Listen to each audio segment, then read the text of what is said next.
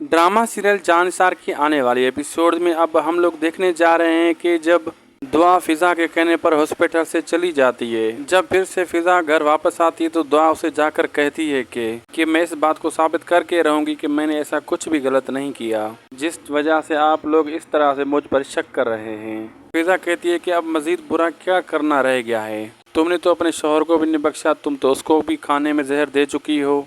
तुम्हें क्या लगता है तुम उसे जहर देकर सरफराज से शादी कर लोगी? तुम्हें लगता है सरफराज तुम्हें सारी ज़िंदगी खुश रखेगा? जो मेरा नहीं हुआ वो तुम्हारा क्या हो सकता है?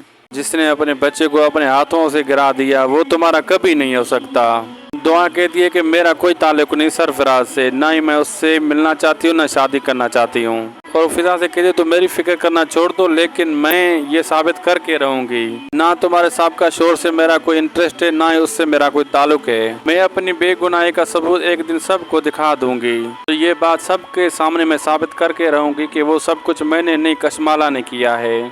फिजा दुआ से कहती है कि तुम ये सब कुछ साबित कर ही नहीं सकती, क्योंकि ये सब कुछ तुमने ही तो किया है। अगर तुमने ये सब कुछ न किया होता तो तुम तब ये साबित कर सकती थी।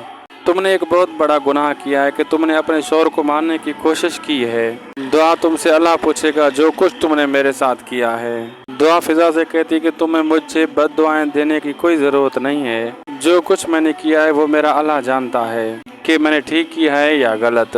वो सब कुछ मेरे सर पे है। मिलते हैं अगली वीडियो में, तब तक के लिए हमें दीजिए इजाज़त। अल्लाह हाफिज़।